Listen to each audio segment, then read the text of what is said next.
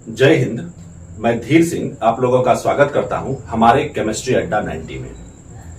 आज हम लोग क्लास 12th की ऑर्गेनिक केमिस्ट्री का जो सबसे लास्ट वाला चैप्टर है उसको स्टार्ट कर रहे हैं। और हमारे प्यारे बच्चों, इस बायोमोलिक्यूल्स को जो हम लोग पढ़ेंगे तो पूरा लेक्चर देखेंगे, फिर उसमें जो क्वेश्चंस वगैरह पूछे गए हैं उसको भी हम लोग प्रैक्टिस करेंगे। तो आप हमारे एक भी लेक्चर को मिस नहीं करेंगे। इसमें मैं अपना जो ये सीरीज स्टार्ट कर रहा हूं ये स्पेशली क्लास 12th के लिए। पहले मैं अपना पूरा लेक्चर कंप्लीट करूंगा, फिर उसमें जो है उसके बाद हम लोग करेंगे कि जो इसमें पूछा गया क्वेश्चंस है। इसलिए आप हमारे एक भी लेक्चर को मिस नहीं करना। तो चलो हम लोग आते हैं, देखते हैं ये जो बायोमोलिक्यूल्स है हमारे प्यारे बच्चों, अब इसमें आखिर ये केमिस्ट्री का जो किस पार्ट से आता है। तो ये आता है हमारे प्यारे बच्चों बायोकेमिस्ट्री। इसमें बायोकेमिस्ट्री का पार्ट होता है। एक तो ये बात हो गई। अब हमारे प्यारे बच्चों इस बायोकेमिस्ट्री में पढ़ते क्या है, बायोकेमिस्ट्री में आखिर क्या पढ़ते हैं कि व्हाट इज गोइंग ऑन। क्या व्हाट इज गोइंग ऑन मतलब क्या चल रहा है। तो किसमें, लिविंग सिस्टम में। On living, what is going on in living system, मतलब लिविंग सिस्टम में क्या चल रहा है, उन्हीं सब चीजों के बारे में हम लोग इस बायोमोलिक्यूल्स वाले चैप्टर्स में पढ़ेंगे। तो इसमें पढ़ना क्या क्या चीज है, तो यहां पर देख रहे हैं बायोमोलिक्यूल्स। तो बायोमोलिक्यूल्स में एक पढ़ना है हमारे प्यारे बच्चों इंपॉर्टेंट मॉलिक्यूल्स। इंपॉर्टेंट मॉलिक्यूल, क्या इंपॉर्टेंट मॉलिक्यूल। अब इंपॉर्टेंट मॉलिक्यूल में कौन कौन सा मॉलिक्यूल आता है, तो इसमें हम लोगों को पढ़ना है न्यूक्लिक एसिड। Nucleic acid. इससे भी पहले हम लोगों को पढ़ना है कार्बोहाइड्रेट। क्या चीज के बारे में, कौन से मॉलिक्यूल के बारे में, तो कार्बोहाइड्रेट।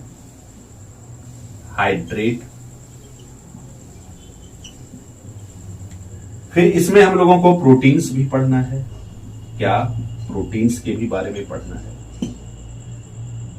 ये तो हो गया हमारा क्या, कुछ इंपॉर्टेंट मॉलिक्यूल्स।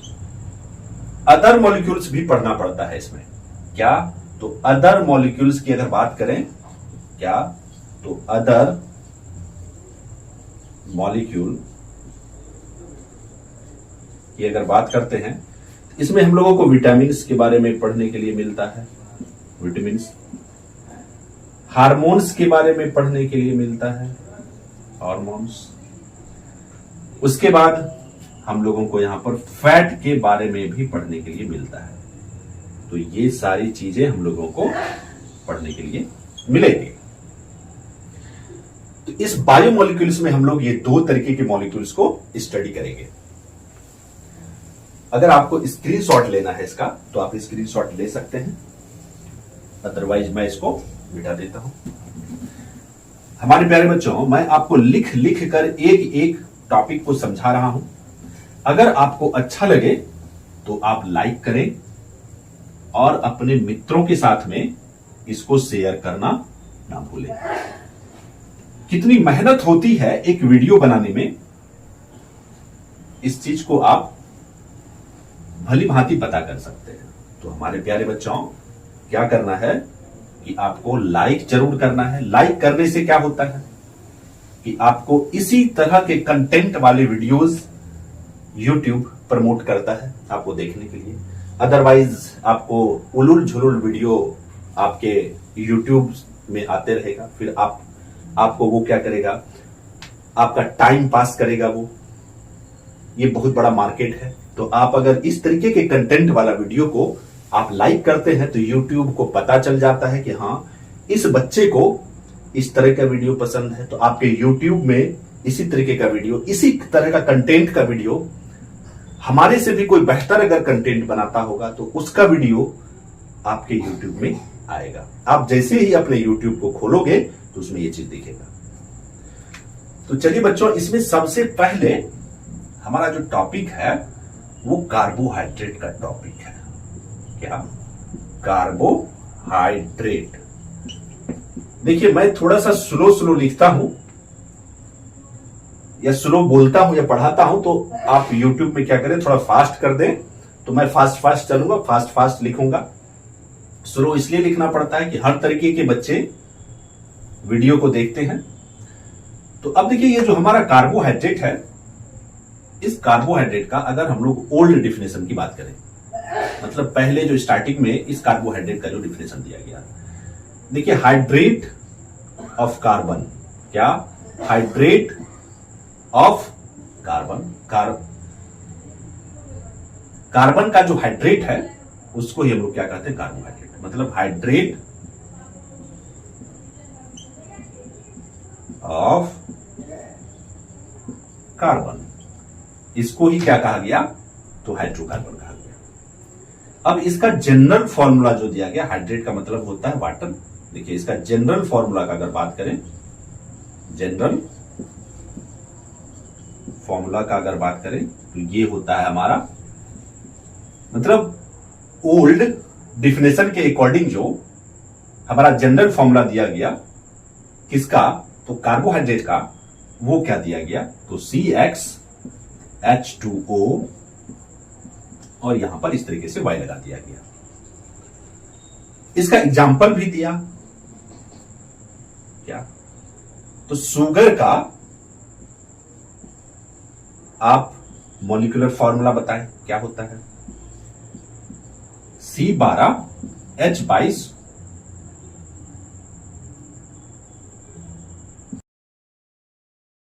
11, ये होता है। C12H22O11 ये होता है, 12 नहीं होता है। तो देखिए, ये हो गया शुगर का फॉर्मूला। तो इसको आप इस तरीके से भी लिख सकते हैं, C12H2O लिख दें, फिर यहां पर क्या करें, आप 11 लगा दें। तो देखिए, आगे आपको H22 से मल्टीप्लाई करेंगे तो ऑक्सीजन 11 आ गया ना। और दिखाया ग्लूकोज का भी। किसका? तो ग्लूकोज का। देखिए, ग्लूकोज का क्या दिखाया? C6H12O6। तो बोलो ठीक है, देखते हैं इस फॉर्मूला पे। C6H2O और यहां पर 6 लगा दिया। देखिए, 6 2 12 आ गया, ऑक्सीजन हमारा कितना आ गया? तो 6 आ गया। तो ये कुछ एग्जाम्पल्स दिए गए हमारे प्यारे बच्चों, जो कि इस फॉर्मूला को सेटिस्फाई कर रहा था। लेकिन कहा क्या? देखो, ये जो इस फॉर्मूला पर सेटिस्फाई हो जाएगा वो कार्बोहाइड्रेट हो जाएगा। क्या हो जाएगा? वो कार्बोहाइड्रेट हो जाएगा। लेकिन अभी मैं यहां पर लिखूंगा CH3COOH। अगर इसकी बात मैं करूं तो कार्बन 2 है, चलिए ठीक है, कार्बन 2 है। हाइड्रोजन कितना है? तो हाइड्रोजन 4 है। ऑक्सीजन कितना है? तो 2 है। चलिए इस फॉर्मूला को लगाते हैं। तो क्या इसको मैं ऐसा लिख सकता हूं? C2H2O का होल 2 कर दिया। इस तरीके से हमारे प्यारे बच्चों, देखिए, ये वाला जो है, क्या इस फॉर्मूला को सेटिस्फाई नहीं करता है? क्या सेटिस्फाई तो कर रहा है, लेकिन ये जानते हैं हम लोग क्या है? एसिड है। तो क्या ये एसिड, लेकिन ये तो फॉर्मूला कह रहा है क्या? यहां पर इसके अकॉर्डिंग और इस फॉर्मूला के अकॉर्डिंग कह रहा है, जो इस फॉर्मूला को सेटिस्फाई करेगा वो हमारा क्या होगा? तो कार्बोहाइड्रेट होगा। लेकिन क्या ये कार्बोहाइड्रेट होगा? तो इस कंटेक्स्ट में हमारे प्यारे बच्चों, यहां पर ये फॉर्मूला क्या हो जाता है? गलत हो जाता है। एक तो ये चीज हुई। अब एक और मॉलिक्यूल है जो कि है कार्बोहाइड्रेट। क्या? जो है कार्बोहाइड्रेट, लेकिन वो इस फॉर्मूला को जब भी जो हम लोग देखें, उस फॉर्मूला को सेटिस्फाई नहीं करता है। उसका नाम है रैमनोज। क्या? रैमनोज।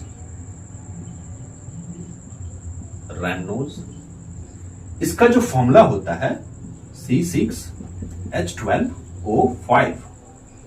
अब अगर आप इसको लिखें C6H2O, तो ये 5 लाने के लिए अगर आप यहां पर 5 डालते हैं तो हाइड्रोजन कितना हो जाए, 5 2 10, लेकिन यहां पर तो हाइड्रोजन 12 ही है। तो इस कंटेक्स्ट में भी हमारे प्यारे बच्चों क्या हो जाता है, ये फॉर्मूला जो हम लोगों को कार्बोहाइड्रेट के लिए जो दिया गया था वो फिर वहां पर फेल हो जाता है। क्या हो जाता है, तो फेल हो जाता है। तो इस तरीके से हम लोग देखे पहले कि ओल्ड डिफिनेशन क्या था, फिर इसका जनरल फॉर्मूला क्या दिया गया, फिर कौन कौन उसको सेटिस्फाई किया उस फॉर्मूला को, फिर कौन कौन सेटिस्फाई नहीं किया, और ये कार्बोहाइड्रेट होते हुए भी उस फॉर्मूला को सेटिस्फाई नहीं किया। तो इसका सीधा सा मतलब हो गया कि उसको क्या कर दिया गया, गलत साबित कर दिया गया। तब निकल करके आया जब कुछ चीजें बदलती है, जब कुछ चीजें गलत होती है तो नई चीजें निकलती है, और नई उत्पत्ति के लिए यह आवश्यक है कि जो पुरानी चीजें हैं उसका कंप्लीट रूप से सर्वनाश होना जरूरी होता है। तो इसको सर्वनाश कर दिया गया, इस डिफिनेशन का क्या कर दिया गया, सर्वनाश कर दिया गया, सत्यानाश कर दिया गया। अब इसकी जगह पर जो हमारा ओल्ड डिफिनेशन बना, किसका, तो कार्बोहाइड्रेट का। तो क्या था वो ओल्ड डिफिनेशन के बदले में वो हमारा मॉडर्न डिफिनेशन जो कि अभी तक चलते आ रहा है, क्या चीज के लिए, तो कार्बोहाइड्रेट के लिए। तो आइए देखते हैं। देखिए कहता है ऑप्टिकली एक्टिव, मतलब कार्बोहाइड्रेट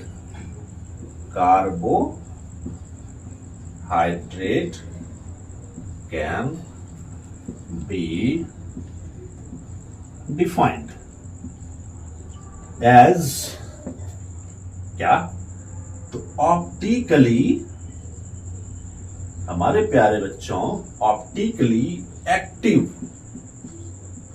पॉलीहाइड्रोक्सी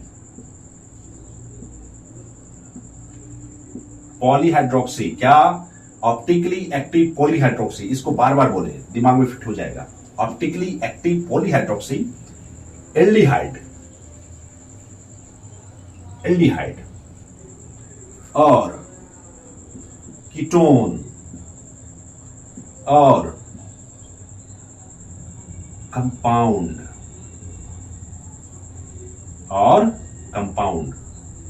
which produce क्या, तो such unit, which produce such unit। तो कैसे, ऑन हाइड्रोलाइसिस। ओके, तो ये है हमारा कार्बोहाइड्रेट का डिफिनेशन, ये हमारा मॉडर्न डिफिनेशन है। अब यहां पर ये जो हमारा ऑप्टिकली एक्टिव पॉलीहाइड्रोक्सी आया है, इसमें सबसे पहले हम लोग समझने का प्रयास करेंगे ऑप्टिकली एक्टिव कंपाउंड क्या होता है, इसका मीनिंग समझेंगे। ऑप्टिकली एक्टिव क्या होता है इसको समझेंगे, तब फिर हम लोग आगे निकलेंगे। इसके एग्जांपल्स में तो ग्लूकोज आ जाता है, शुगर आ जाता है, इस तरीके से आ जाता है। तो चलिए हम लोग पहले, आपको अगर ये डिफिनेशन लिखनी है तो आप जो क्या कर सकते हैं, इसका स्क्रीनशॉट ले सकते हैं। मैं फिर इसको क्या करता हूं, तो मिटा देता हूं। हमारे प्यारे बच्चों, सबसे पहले हम लोगों को समझनी है क्या, ऑप्टिकली एक्टिव कंपाउंड के बारे में। एक होता है PPL, इसको बोलते हैं plane polarised light. Plane polarised light. अब ये प्लेन पोलराइज्ड लाइट क्या होता है, ये यूनिडायरेक्शनल होता है, एक ही डायरेक्शन में चलता है। जैसे ये जो अभी यहां पर हमारे यहां पर बल्ब जल रहा है, तो ये बल्ब जब लाइट को इधर भेज रहा है तो पार्टिकल से टकरा करके ये डिफरेंट डायरेक्शन में रिफ्लेक्ट हो रहा है। क्या हो रहा है, रिफ्लेक्ट हो रहा है, मतलब इसका स्कैटरिंग हो रहा है। क्या हो रहा है यहां पर, स्कैटर। जैसे किसी पार्टिकल, यहां पर एक पार्टिकल था, इस पार्टिकल पर ये रे ऑफ लाइट पड़ा, ये इसको क्या कर दिएगा, इधर भी रिफ्लेक्ट कर दिया, इधर भी रिफ्लेक्ट कर दिया, इधर भी रिफ्लेक्ट कर दिया, इस तरीके से बहुत सारे डायरेक्शन में रिफ्लेक्ट कर दिया।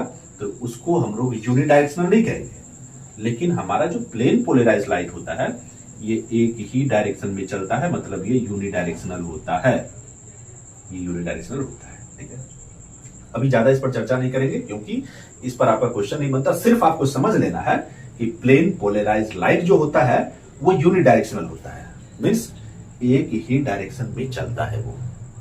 लेकिन यहां पर ये जो हमारे बल्ब से जो लाइट आ रहा है उसको यूनिडायरेक्शनल नहीं बोला जाता है। अब जो जैसे बल्ब से जो ये लाइट आ रहा है उसको किसी खास तरीके के इंस्ट्रूमेंट से जब गुजारा जाता है तो फिर ये हमको मिलता है क्या, पीपीएल मिलता है, मतलब प्लेन पोलराइज्ड लाइट मिलता है। अब देखिए क्या है, मैं लेता हूं, चलिए इसको मैं मिटा देता हूं। अब प्लेन पोलराइज्ड लाइट को इस कंपाउंड से पास कराया जाता है। जैसे ये प्लेन पोलराइज्ड लाइट है, इस तरीके से यहां पर क्या कर दिया गया, लैक्टिक एसिड लिया जाएगा, लैक्टिक एसिड। तो लैक्टिक एसिड का फॉर्मूला क्या होता है, ये सी है, इधर OH है, इधर OH नहीं, इधर CH3 है और यहां पर H है, यहां पर हमारा OH है और इधर हमारा क्या है, तो COOH है। ठीक है, ये है हमारा प्यारे बच्चों क्या, लैक्टिक एसिड।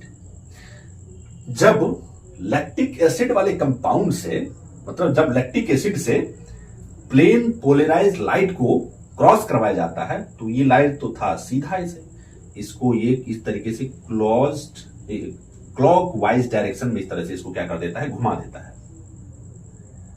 तो इसको हम लोग कहते हैं डेक्स्ट्रो रोटेटरी, डेक्स्ट्रो रोटेटरी।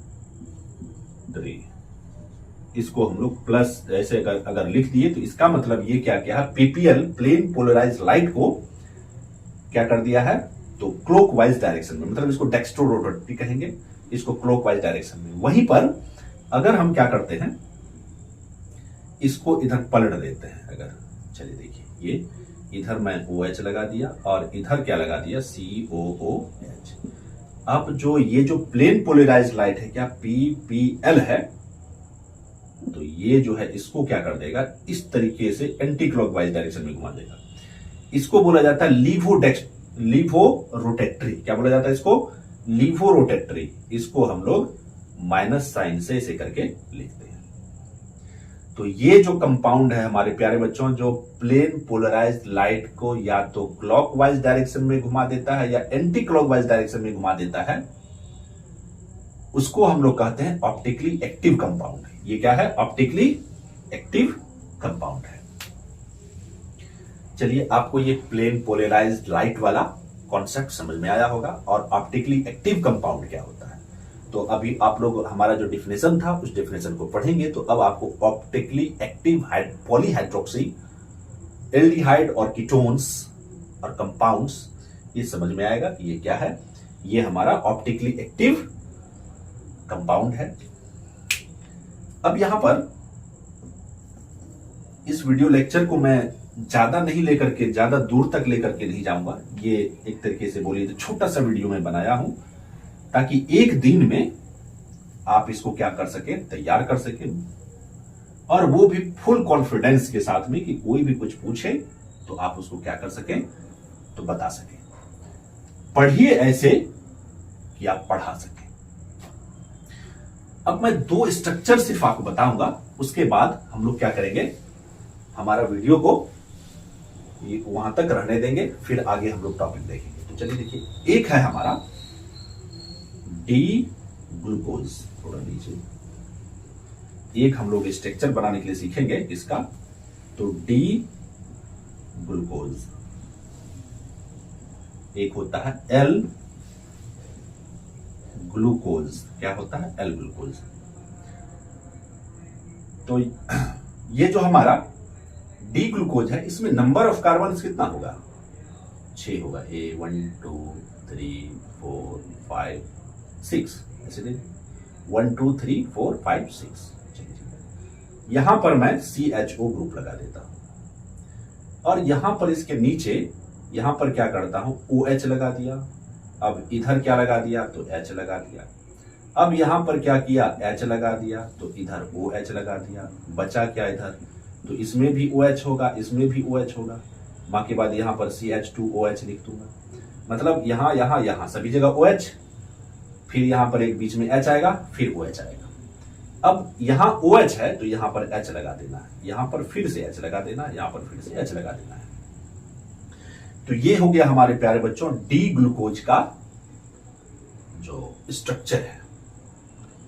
अब एल ग्लूकोज कैसे बनेगा? इसी का मिरर इमेज होता है। डी ग्लूकोज का जो है मिरर इमेज होता है क्या? तो एल ग्लूकोज। चलिए देखते हैं इसमें 1 2 3 4 5 6। अब यहां पर लिख दिया मैं CHO। अब इसका जो ये OH है ये पलट के इधर चल जाएगा, क्योंकि मिरर इमेज उल्टा बनता है, लेटरली इन्वर्टेड। आप पढ़े हैं ना, जैसे लेटरली इन्वर्टेड क्या होता है, जैसे ये B है, अगर आप इसको प्लेन मिरर के सामने रखेंगे तो इसका फिगर कुछ इस तरीके से बनेगा। इसको कहते हैं लेटरल इन्वर्जन। क्या बोलते हैं? तो यहां पर भी ये हो जाएगा लेटरल इन्वर्जन। OH इधर था तो OH इधर आ जाएगा, H इधर आ जाएगा, फिर यहां पर H यहां लग जाएगा, ये OH यहां लग जाएगा, फिर OH यहां और ये CH2 CH ऐसे लिख सकते हैं। चलिए इसको इधर भी लिख देंगे, कोई दिक्कत नहीं। CH2 चलिए यही लिख देते हैं, अगर CH2 H2OH ये हो गया हमारा H, फिर यहां पर हो गया हमारा H। तो ये हो गया हमारा एल ग्लूकोज का स्ट्रक्चर। इसको आप तोड़ भी सकते हैं, जैसे यहां पर CHO है तो आप इसको कैसे लगा सकते हैं? यहां पर हो गया H, आप इधर लगा दीजिए या ऐसे कर दीजिए, यहां पर हो गया O और यहां पर हो गया हमारा H। ऐसे भी आप लिख सकते हैं इसको। अब देखिए हमारे प्यारे बच्चों, एक थोड़ा सा चीज है, छोटा सा चीज है, कायरल कार्बन। क्या? Chiral carbon. क्या? Chiral carbon. अब ये कायरल कार्बन क्या होता है? ये C है, ठीक है, इसमें CH3 लगा हुआ है, ये OH है, यहां पर COOH लगा हुआ है और यहां पर H लगा हुआ है। अब देखिए ये जो कार्बन है, ये जो कार्बन है हमारे पास में, ये कार्बन अलग अलग चीजों से, जैसे यहां पर OH है, यहां पर ये है CH3, यहां पर COOH है, यहां पर ये H है, तो अलग अलग फंक्शनल ग्रुप लगा हुआ है। तो इस तरीके के कार्बन को हम लोग बोलते हैं कायरल कार्बन। मतलब एक कार्बन अगर अलग अलग डिफरेंट चीजों से जुड़ा हुआ हो तो उसको हम लोग कायरल कार्बन बोलते हैं। तो अब देखिए यहां पर अगर हम लोग इसका बात करेंगे, इस कार्बन का बात करेंगे, क्या ये कायरल कार्बन है? देखिए इधर ऊपर में लगा हुआ है ये, फिर इधर H लगा हुआ है, फिर इधर OH लगा हुआ है, फिर इधर ये पूरा ग्रुप लगा हुआ है। नहीं तो देखिए 4 चीज जुड़ा हुआ है, तो यहां पर एक कायरल कार्बन ये हो गया। क्या ये कायरल कार्बन होगा? हाँ, ये भी कायरल कार्बन होगा। क्या ये होगा? हाँ, ये भी होगा 3, ये भी होगा 4। इस तरह से टोटल कायरल कार्बन का जो नंबर होगा, इसमें कायरल कार्बन का जो नंबर होगा वो कितना होगा? 4 होगा। तो आज का जो हमारा यह वीडियो लेक्चर है हमारे प्यारे बच्चों, यहीं तक रहने देते हैं। ये हमारा समझ लीजिए इंट्रोडक्टरी पार्ट था इसका, तो बायोमोलिक्यूल्स का। अगर आपको यह वीडियो अच्छा लगा है तो हम लाइक जरूर कर दें और अपने दोस्तों के साथ में शेयर भी कर दें। तो हम लोग मिलते हैं आपसे फिर से अगले टॉपिक के साथ अगले वीडियो में। तब तक के लिए जय हिंद।